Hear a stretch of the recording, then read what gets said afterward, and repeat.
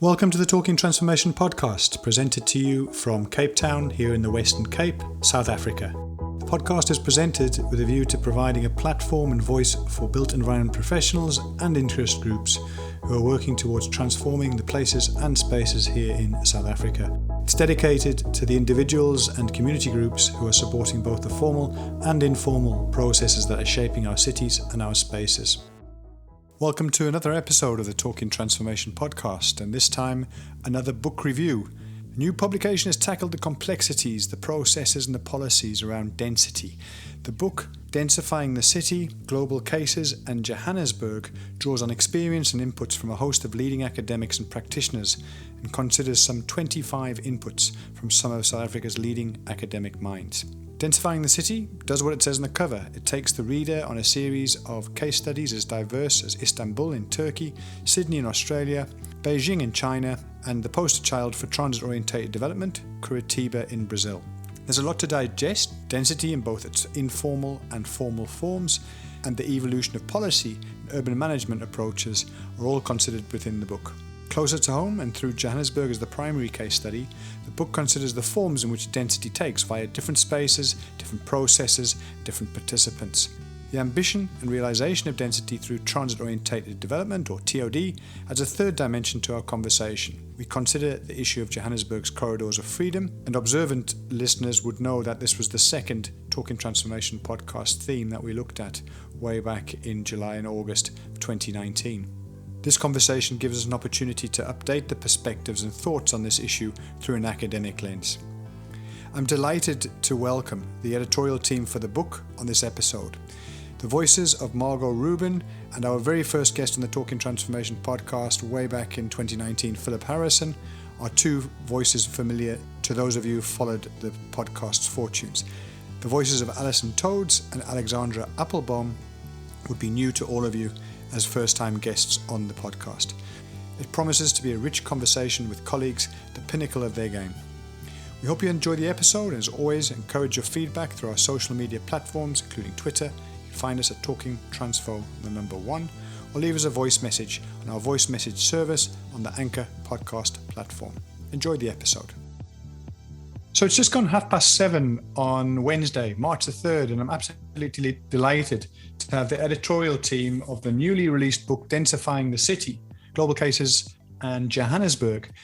We've got Phil Harrison, Margot Rubin, Alison Todes, and Ali Applebaum. How are you all keeping this evening? Margot, let's start with you. How have you been keeping? Very well, thank you, Pete, and yourself. All good this side. Thanks, Margot. Really good to have you back on the podcast for the second time. Phil, your way, everything good up north? Well, Peter, and great to be with you this evening. Of course, the very first voice that we ever heard on the podcast. Lovely to have you back, Phil. Really great. Alison Todes. Alison, first time on the podcast. An absolute pleasure and privilege to have you in this space. How have you been keeping over the last few months? All well your side, I hope? Yeah, I'm fine, thanks, and great to be here. Thank you. We've got Ali Applebaum. Ali, welcome on the podcast. Nice to have you with us, a new voice. And you're bouncing between different time zones this evening. I am. I'm teaching in California, but living in Johannesburg, which has its challenges. But I'm really pleased to be with you tonight. Well, you're very welcome here, and thank you very much for making time before your class starts. How did the book come about? What led to this particular project? Density, clearly a very important issue we've been dealing with during the pandemic and so forth. Material to work with both on a global and a local scale. So yeah, tell us a bit about the introduction to the book and what readers would be able to expect if they were to buy the book and engage with it. The book came out in November last year, 2020. I wish we'd known at the time that COVID was coming, but we did not. We can't really claim we did, but we did know that densification was an important topic then and even more so now. So this book we've worked on for 3 or 4 years. It came together as a result of a bunch of different projects we were working on at WITS on urban resilience, on densification, and on transit-oriented development.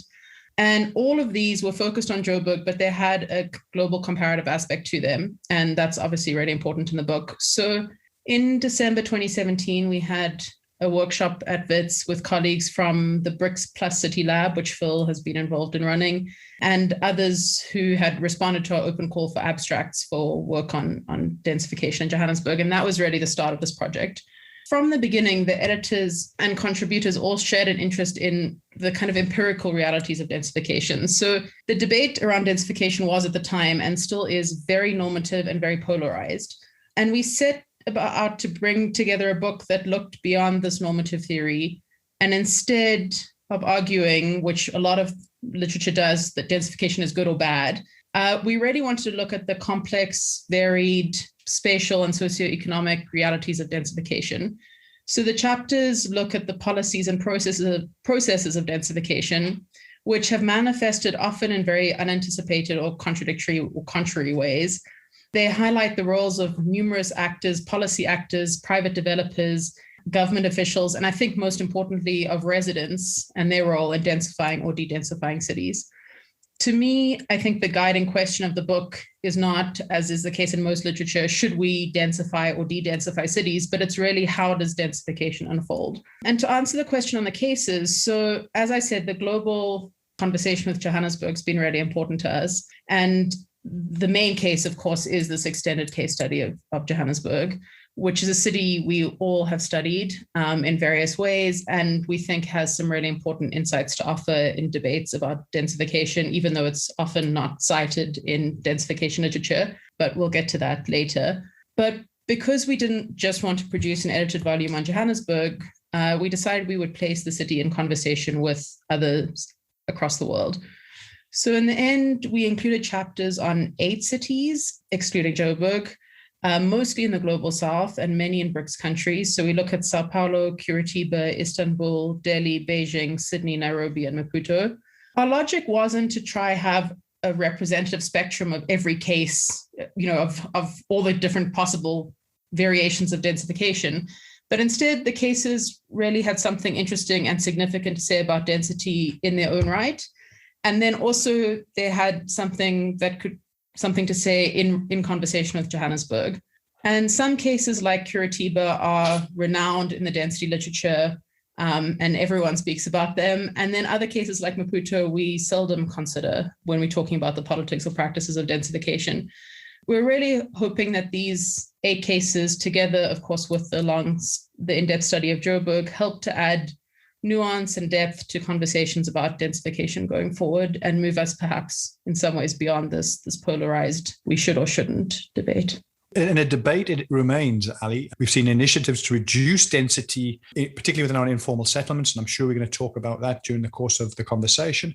But at the same time, the idea of trying to intensify what are typically very low-density suburban areas of our major metropolitan areas. So how do we start to understand that contradiction in urban policy and the mixed messaging that's often town planners and so forth are accused of saying, but you can't have it both ways?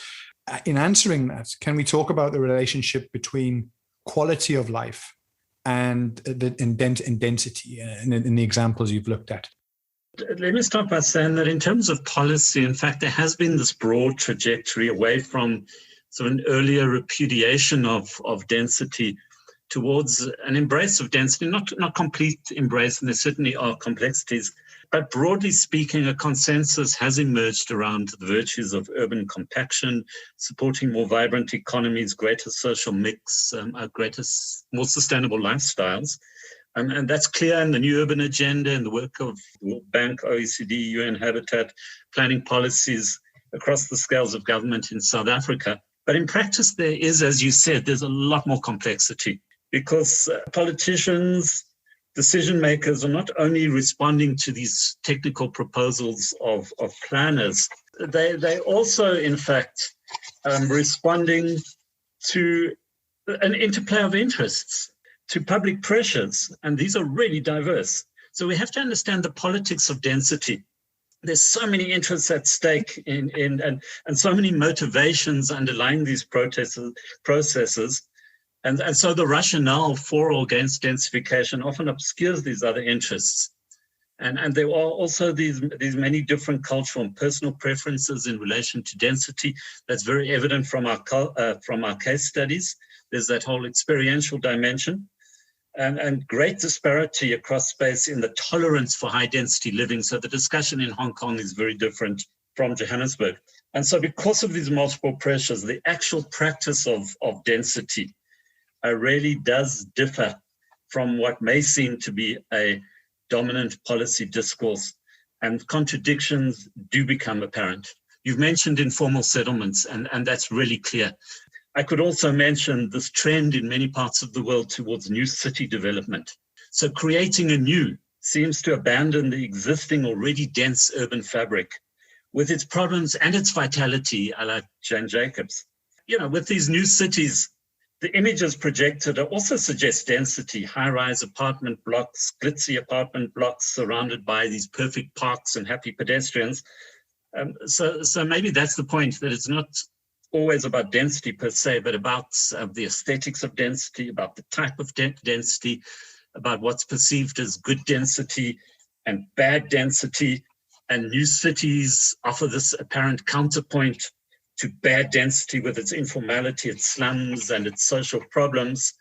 But the problem is that the image isn't the reality, as we know, and that the so-called bad density, the bad density of informal settlements you're talking about, often plays such a critical social function in providing a large proportion of our population with access.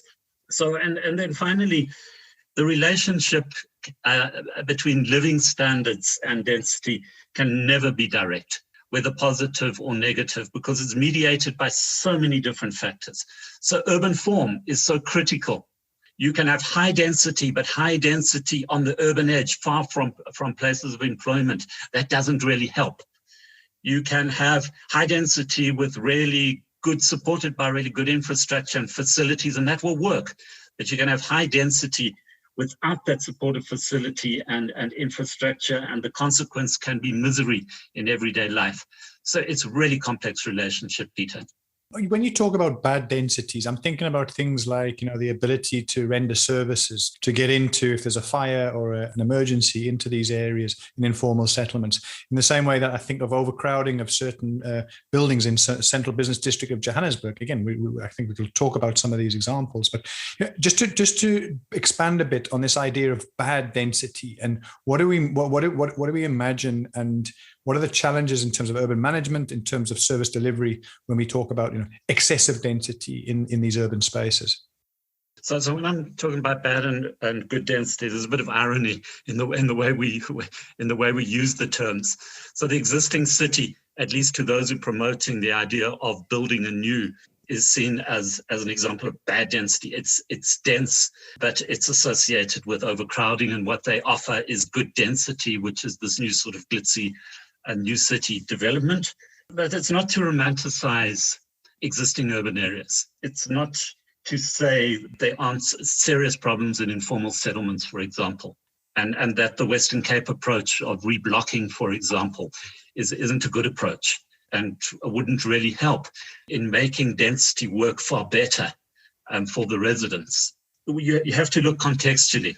You can't make blanket statements about the virtues of density. In some cases, density really works to make environments more vibrant, to make economies more vibrant, and density could be more inclusive by bringing more people into the urban mainstream and closer to jobs. In other cases, clearly density equates with overcrowding and might be dysfunctional and needs to be far better managed or needs to be reorganized. The space needs to be reorganized. So as Ali said, we're not trying to be normative, but we are trying to say there are no blanket prescriptions. You really need to drill down to the meaning of density in each context. And sorry, just to add into what Phil's saying on this whole situation is, this idea of good densities and bad densities also became really apparent during the latest, of course, the latest pandemic, where Florida talks about the fact that we've had good dense spaces and bad dense spaces. And he says, in good dense spaces, people are able to shelter within their homes. They're able to work from home. They live in single household units. They're able to get things delivered to them. They're able to rely on their facilities, their services. They're able to really hunker down in these good dense spaces and to be able to ride out the pandemic. The converse is true as well. The people who are living in bad dense spaces are people who are in multi-generational households. They have too many, in inverted commas, people within the actual household units themselves. They can't rely on services. They're frontline workers. They don't have access to the services. And as a consequence, these are the people who are made most vulnerable and who are most exposed to disease and we suspect to pandemic. And we've seen some of this within places like New York and London and various other cities where you've had geographical differentiations, not by density, but by different kinds of density. And as a consequence, different infection rates. The relationship between density and the pandemic has been a really interesting one, because it hasn't been a straight line relationship. It hasn't been, oh, well, more dense places have had greater infection rates or higher rates of death. It's been about which areas have had different kinds of density within them, which have had the different kinds of infection rates. Yet, I mean, it was a big issue. If we remember back to those first months of lockdown, National Department of Human Settlements very much intent on de-densifying, many informal settlements across the country. And I think I come back to this thing of, most informal settlements require a degree of de-densification. So was it one, a rebranding of an acceleration of the program? Or B, that, this is something new and we need to do it tomorrow. And I didn't quite understand in my own mind. And I'd be interested to get your take on that in terms of the speed in relation to informal settlement upgrading during the pandemic. Is that something that you think was benefited? Have our upgrading initiatives benefited during this period? Or in fact, has it set us back on the back foot? It's a difficult question to answer, because the more cynical reading kind of the informal settlement de-densification in relationship to the pandemic is that was very much cover, in that the Department of Human Settlements has been looking for a way to remove people, to de-densify these settlements for a very long time. And in a way, the pandemic offered the most perfect opportunity. The state kind of took it and said, okay, great, here we've got an excuse. Here we've got seems to be a really justifiable and legitimate reason to de-densify people in ways that are not actually procedurally correct or whatever, but we've got this crisis, and so we can do it. And so a very cynical reading would be to say, this was just cover. This was just a way of achieving an agenda that had been in the wings and had been the state had been trying to undertake for quite a long time.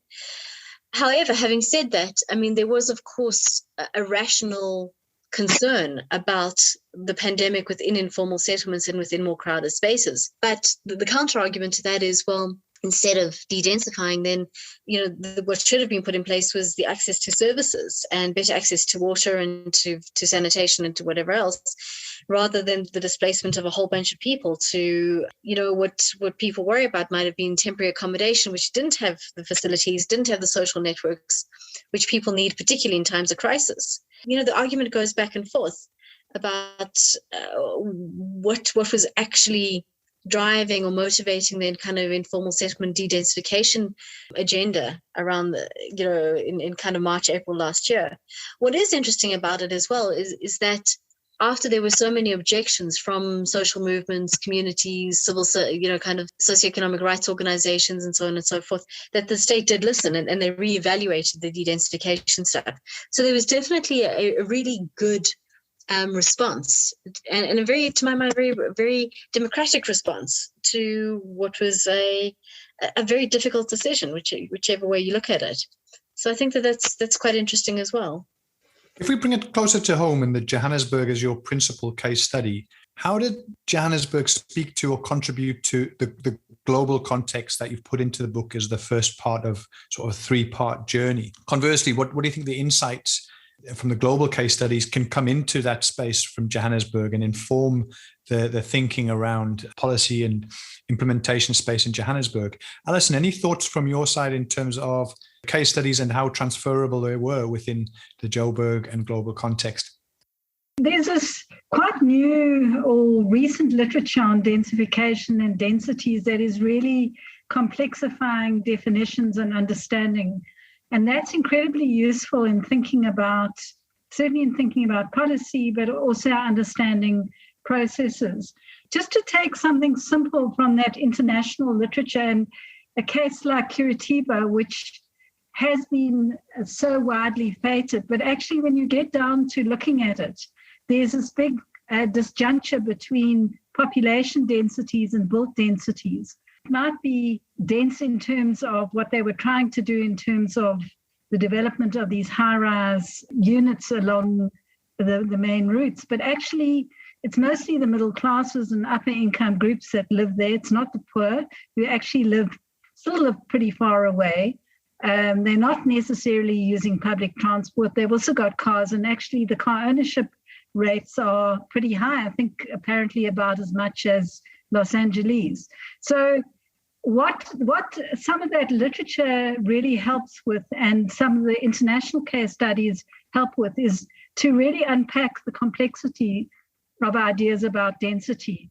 I mean, another dimension that comes through quite a lot from that international literature that we hardly talk about in the South African context is about property markets, land values, and exclusion, and how that impacts on density. So, as you know, in Cape Town, you're not going to get low-income, high-density stuff or housing, or even access to affordable housing, even in the new way it's being done with very tiny units in a city, because land values are just too high.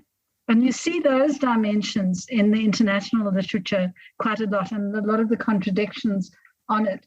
So I think there's a lot of really rich work that's coming from that international literature that's incredibly helpful in forcing one to move away from these assumptions about what can be achieved through policies of compaction and so on. Looking at what Johannesburg brings to the international literature is very much this idea of informality and how that shapes density. Because I think, there's also literature that talks about how cities are actually sprawling, they're de-densifying, and actually densification isn't really happening very much. And in a way, Joburg is quite a different case. It's certainly doing that, but it's also densifying at the same time and in certain spaces. And a lot of that is really driven by informal processes. So I think partly what Joburg is bringing to that international literature and that international debate is the way in which informality shapes densification and the very different kinds of informality that emerge. So you'd get densities in somewhere like Yeovil that's within houses, that's occupation density. It takes different forms in other parts of the inner city. Alexandra has different kinds of density as well. The backyard shacking is another form of it. So I think it really starts to explode the idea of density and starts to push that into the debate to quite a large extent. One thing to add, I think what Johannesburg gave us in these case studies was, at least from my perspective, when I started reading all the chapters, it became really clear that the actors that we commonly attribute to, densification to the state, private developers, etc., are not necessarily the actors that are kind of primarily driving densification. So in Johannesburg, it became very clear that what we termed informal processes, and there are very many within that, from backyarding to, subdivision of inner city apartments to building shacks. I mean, there's a whole very wide range of informal processes. But what became quite clear to me was that it's residents who are really driving densification. And they're an actor that I think often isn't considered in the policy literature in particular. Residents aren't doing this in response to the city planning for Johannesburg to become denser. Residents are doing this because they want to live in specific areas for whatever reason, because it's convenient. So I think that was a really interesting point that came out of Johannesburg, and you can see it in other cases too. It's not to say that this is unique to Johannesburg. I actually think it's probably in every city that is densifying. It just really focused us, I think, on this, on residents as actors of densification, and can be seen in lots of different cities. Phil, one of the case studies that is looked at in the book is China's Beijing. And what's interesting about it is it has sort of two sides to it. It talks about actually in some parts of Beijing within the urban core, there's actually been a depopulation, even though on the urban fringe of many of the cities in China, there's been a sort of unprecedented growth and massive almost sprawl of new cities and the like. What is the lessons for us here in South Africa in terms of this idea of new city growth, density and urban form that is needed here in South Africa? What is it we should be thinking about, and what were some of the take-home points from the chapter? I mean, this is indeed a country that's accommodated an additional 530 million people, which is not a small number. within a generation, within 35 years, accommodated this number in cities over a generation. And so it is an important country to look at because of its scale, because many of the processes that happen elsewhere are revealed in extremis in China. But I think also because of its demonstration effect, that because of the significance of China, there's been a stream of study tours from South Africa to China, to Beijing, to Shanghai and other cities of politicians, officials looking for answers from a country that's experienced this rapid, often very impressive transformation. But at the same time, we have to be careful. We have to interrogate what we learn from China because it's a very different context. And we have to be careful about simply translating practices from one context to another. And we have to understand how contextual many of these processes are. We have to understand the achievements, and they undoubtedly are, and the flaws of China's urbanization processes. So, for example, we can go to China. We can see many newly constructed cities, many of them very glitzy, very impressive. And we can come back to South Africa with a new city model in mind. But we can forget our own context. We can forget that our urban growth over the next 30, 40, 50 years can be accommodated largely within our existing urban fabric through intensification, densification. You can't do that with an additional 530 million people. That does require new cities. So we have to be careful about the transfer of ideas. In terms of the patterns of change, certainly China's land and municipal financing regime supports the rapid expansion, the sprawl of urban areas. So the urban population has expanded about 4 times over the reform era, but the urban footprint has expanded more than 6 times. And that's simply because municipal finances are highly reliant on the income that comes from leasing out state-owned land. To get more income, you must lease out more land, and this drives continual expansion.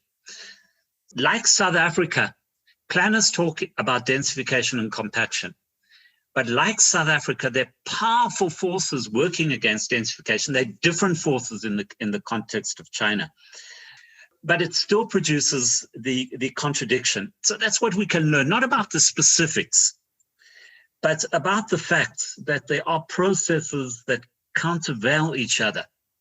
It's interesting in the urban centers. So you do see these new high-rise buildings in the urban centers, but the occupancy of these buildings is often far less than the occupancy of the buildings they replace. In the case of Beijing, if you've been to Beijing, you remember these traditional quarters, these hutongs, where many families live surrounding small courtyards. Yes, the built form, the densities are increasing, but the occupancy is reducing. So again, the lesson from China is about the complexity of densification. It requires us to look at the specifics. It requires us to look at the context. Do we want to follow China's example? In some respects, yeah, indeed. Infrastructure-led development, efficiencies of development, tension to implementation. Other respects, no, only very carefully so. And maybe something to avoid is this broad pattern of urban expansion. I think the China example really emphasizes what I was saying at the beginning about what this book's trying to do, which is really understand how densification happens and how it happens, not in theory, but the kind of on the ground realities of it. And there's so much policy transfer and like transfer of different models from new cities to bus rapid transit. And there's obviously nothing wrong in theory with policy transfers. I think what this book really shows is the granular detail of how densification happens in different ways in different places, that things often unfold, I think, in quite contrary ways.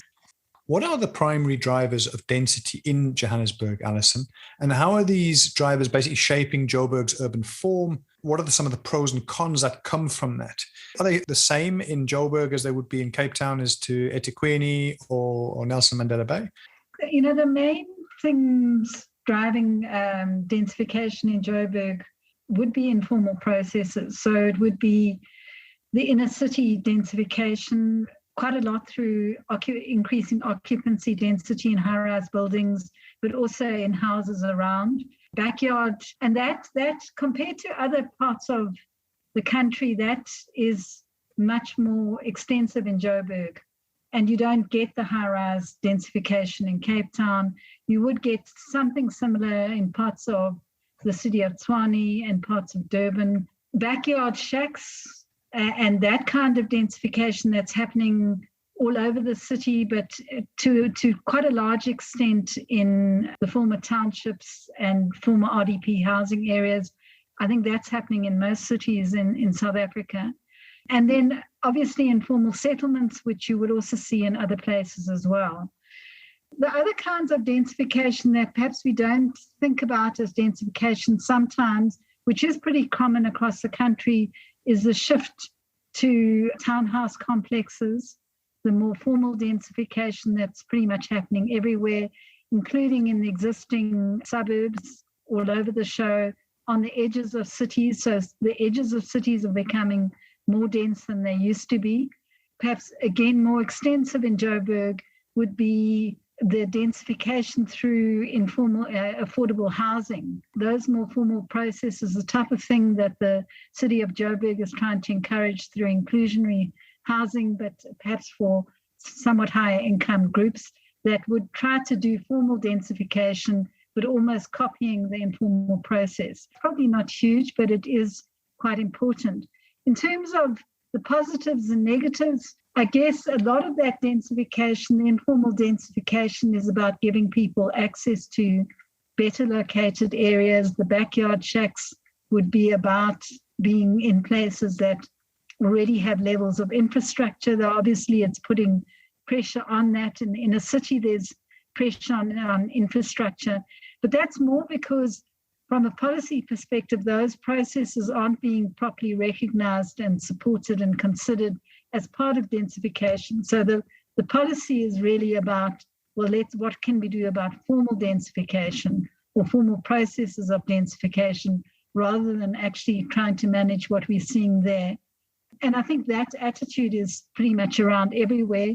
What we don't see in Joburg, but you would see somewhere like eThekwini, is the densification of former traditional authority areas on the edges of cities, where people are building big houses. It's not pushing it to very high densities, but you are seeing big houses coming in some of those areas like Adams Mission, parts of the former KwaZulu homeland, and you're seeing that in all sorts of places and cities.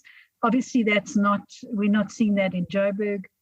What we're seeing in Joburg as well that you would see in Cape Town would be the sort of high-rise development in Sandton and Rosebank, probably not very high population density. So that's very much land market driven kind of density.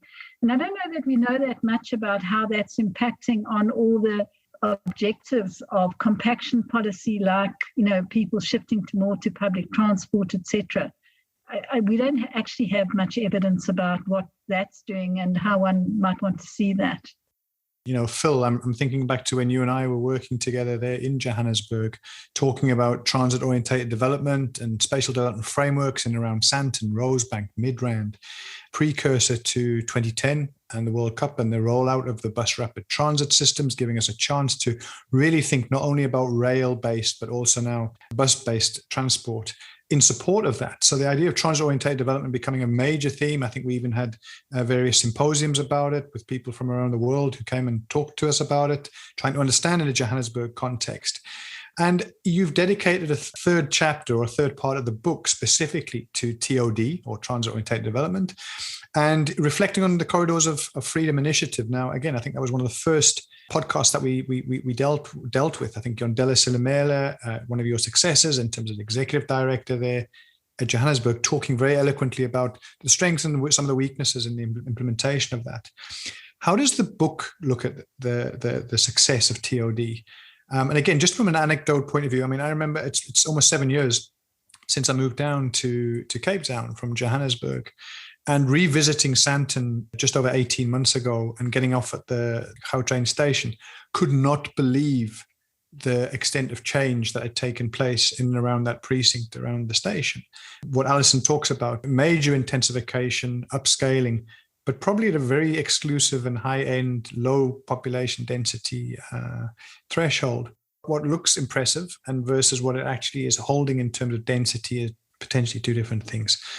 Is it fair to suggest that the densification is because of or in spite of the plans that are prepared by the city, in this case, Johannesburg?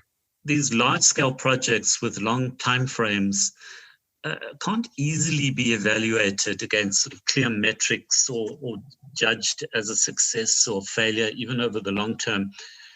So the nature of the impacts gradually become apparent over the long haul. And I think in the book, we have talked about some of the broad metrics of success: spatial transformation, economic inclusion, social inclusion.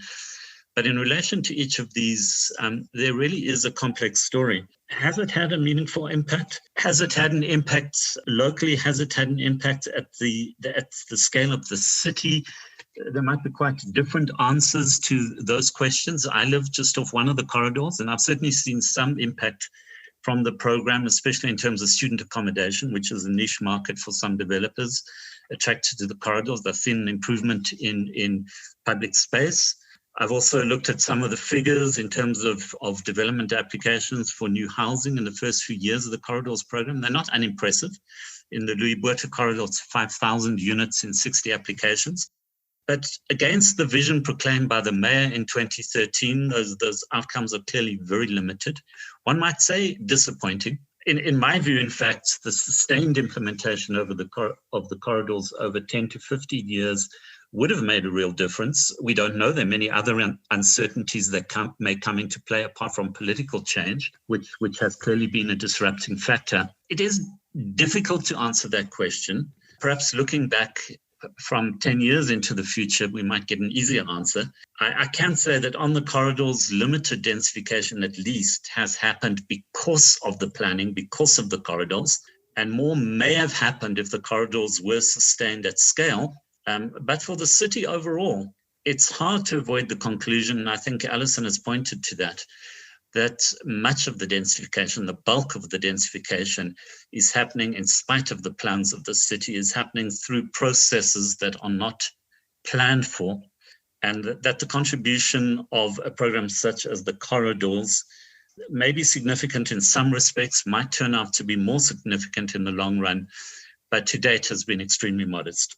You know, one of the interesting things about the corridors in Joburg is that property developers actually have responded to it much more than they'd responded to anything anywhere that planners trying to restructure cities were doing. And that built on quite a lot of dynamics that were already there in the industry, a lot of the property developers trying to build for this new low middle income market in the inner city, and trying to convert buildings and so on, and then spilling over into the corridors, sometimes picking up on local dynamics. So I think what the corridors managed to do was to almost capture some of those dynamics that were around. But I do think also what was interesting about them is that they, at certain points in the process, they had some very proactive planners who worked with the developers, who came in and said, come on, turn around your developments and do it more like this. And they were quite responsive to that. So I think they brought them in, and I don't think the role of the planning is totally negligible. They managed to bring them into the physical vision much more of the corridors and to work with those sorts of ideas. And when I interviewed those developers, they were actually quite enthusiastic about it. So these things are quite interactive and quite difficult. It's quite difficult to separate cause and effect. I don't think that the BRT itself has really helped very much. I think what the BRT has done is to sit on a route that's already quite a significant taxi route. And it's that taxi route that probably both developers and residents wanting to move into those areas are quite responsive to as well, which is not to say that the BRT won't ultimately do something, but it's quite a difficult thing because the densities aren't that high all the way along it, and it's quite difficult to bring that into effect, outside of those quite particular areas. If we think about the political dimension, it's been talked about, Phil, and Alison have talked about it briefly, Margot. How important is this, the political dimension in determining the outcomes, in getting to densities which are appropriate and will support public transport and all these good things and laudable things that are written into the plans.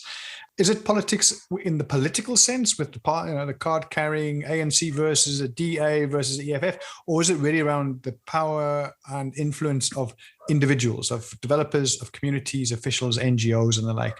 Really be interested to get your take on the sort of power play within that political space and dimension. The politics are absolutely key to understanding what goes on within densification. And very often the politics are not analysed in a way that they should be. And often, the politics are kind of brushed over, and density is seen as a very technical kind of approach. It's seen as a technical solution to a set of technical problems. But the politics is really key to understanding what goes on. I mean, the corridors of freedom in the first place were a political project.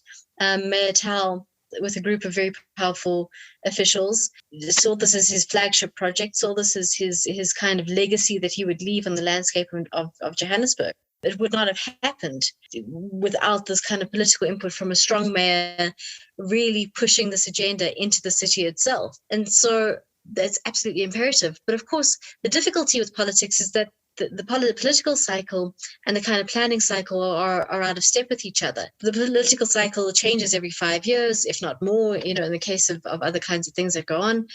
But they're relatively short term. But for a project like the Corridors of Freedom, which looks toward, densification over a long time horizon, there's a mismatch. And so what we saw in Johannesburg was the fact that when the ANC was voted out and the DA came to power, the Corridors of Freedom were immediately downgraded in importance. So budget was lessened toward them, having any kind of official support, any kind of political support. All of those things meant that those long time horizons was basically dispersed as a result. The DA wasn't prepared to encourage or support what it was clearly and had been considered and had been put out as an ANC flagship project. I mean, that made sense. The politics of it was very clear. And so, what has happened subsequently is that even though there's, the ANC's come back in to the mayorship, there still hasn't been the re-engaging of support for the Corridors of Freedom. And so, this is one of the problems. But that's only one side of the story. Those kind of party politics is one aspect of it. The other aspect of it is how you embed these ideas into the minds and hearts of people who are involved in these kinds of projects. And here, I mean, everybody from officials within the city of Joburg through to the communities that are affected, through to the NGOs, through to, everybody who is really involved in the property developers and so on and so forth. And here, I think this is a kind of politics which the city of Joburg perhaps could have done better. And one of the things that happened is that the participatory process around the corridors lagged quite a lot behind the implementation. And the consequence was that there wasn't sufficient buy-in, that a lot of the communities, and certainly the more middle-class communities, really objected to the densification ideas, to the plans that had been put in place. And they felt very much that it was a tick box kind of exercise when there was participation, because the decisions had already been taken to a large degree. The city of Joburg then did find ways to bring the communities back in, but this is very often because the more middle-class communities really forced the issue and said, hey, we can't just have compliance-led participation. We can't just be here for a tick box. We really need to be heard. And as a consequence, there were negotiations around what the final form of densification might look like and what the plans, at the very local level, the very micro scale might look like. That was in conversation with the various communities and various people who lived along the corridor. And so, one has to consider the politics, both the politics with a big P, kind of party politics, and the effect that has, and the transition, and at the same time, the kind of politics with a small p, the kind of power plays that one has with communities, with other interested and affected parties, and to get them on board. Otherwise, these projects cannot work. They're just going to die sad, sorry deaths, and fizzle out. I do always get a sense, we've had a couple of book reviews over the last couple of months on the podcast, is it's almost like what didn't you get to? And obviously as an editorial team, that's part of your duties is to edit out the noise, and at the same time make sure it's a comprehensive approach on the theme that you've chosen. If you could have done a second volume, and any thoughts that you would have liked to have looked at that you just didn't get around to this time around? There are always more things to be done. I mean, the one issue is around the experience of density, the perceptions of density. I don't think we have a little bit of that in the book, and the experience of different groups of people, women, particular groups of women, rich and poor, etc. All of those sorts of things. That whole perceptual side, I don't think we got into very much, and it would be something that would be interesting to explore later on. The longer view of COVID, I suppose now also one of the big issues that one would be thinking about is, what's happening with spatial trends and what is the longer term view. Though obviously it's hard to do it from now. People are making all sorts of predictions. We obviously are still very Joburg focused. I think looking at other towns and what's going on in them would be really interesting. There is that interesting book by Benanel and others looking at secondary cities and their spatial forms and so on. And they talk a bit about that, but one could take that further. That's looking specifically at densification processes. Then we're also largely looking at residential densification. We're not really looking at economic densification at offices and other economic activities and how those things are playing out. And then I think what I alluded to earlier as well is that higher income densification and what that's actually doing. So what these high rises in Sandton and probably parts of the city centre, who's going into that? What are the impacts in terms of the expectations of sustainability, use of public transport, etc. So I think there always piles more things that one could look at. That leads us with the final question, which is really, where can listeners find out more about the book? Where can they buy it? If I'm not mistaken, Margot, it's published by Edward Elgar. I'm sure if you look at for the title of Densifying the City, Global Cases and Johannesburg, you'll find it very quickly on Google. Is there a PDF version? That's typically a question that we get asked. I know there are challenges often in terms of the first print run and so forth. But yeah, where can people find out about it? How can they get hold of a copy? Is it available in bookshops locally? It's available from the Edward Elgar website. So it's if you go into their catalogue, you'll be able to find it. At the moment, only the hard copy is available, but you will be able to access a PDF hopefully very soon. Then there will be an e-copy. I think the best thing to do if people are interested is to do just a Google search for Densifying the City, and then it will come up quite quickly. There's a leaflet that you can have a look at. It gives all the details of it. And in terms of finding out more about the work that you and the team are doing up there at WITS, where can people find out, whether it's through Twitter, whether it's through your website? How do people find out more about what you're up to up there in Johannesburg? We're very, very with it these days. So we have both a Twitter account, which is the NRF Research Chair in Spatial Analysis and City Planning, and a Facebook page also called on Spatial Analysis and City Planning. So the website is www.wits.ac.za/SACP/ and that will bring you to an NRF Research Chair in Spatial Analysis and City Planning website. Marga, the school website also has other research links. That's the School of Architecture and Planning, as we're one of a number of research entities in the school. Appreciate it. I think that certainly gives the listeners enough links and feeds to go and find out more. I want to thank the four of you very, very much for your time and for taking the time out this evening to talk about the book. I really do wish you the very best, and hopefully we can check in again in the months to come, find out what reaction you've got. I do think that when we spoke to Lee Perniger, the idea was that you were looking at a combined book launch. Is that still going to go ahead, Phil? Is that still one of the plans? We do. Am I correct? Alison Margaret saying it's Tuesday, the 23rd of this month of March. So to the four of you, all the very best with the book. We look forward to hearing how it goes. Good luck with your book launch. Really would like to hear how it goes with both yourself and with Lee's book. And all the very best to you. Thank you for your time this evening. Cheers for now. Thanks, Pete. Okay, take care, Peter. Bye, everyone. We hope you enjoyed this episode of the Talking Transformation podcast. Please engage with us and let us know your thoughts on this episode. You can do so via the Anchor podcast platform. There's a voice message function available via the app. You can also follow us on Twitter via Talking Transfo and the number 1. So Talking Transfo 1. Our theme music is kindly made available by Tribal Need. Find out about the music, the street art shows here in Cape Town and Europe via tribalneed.com.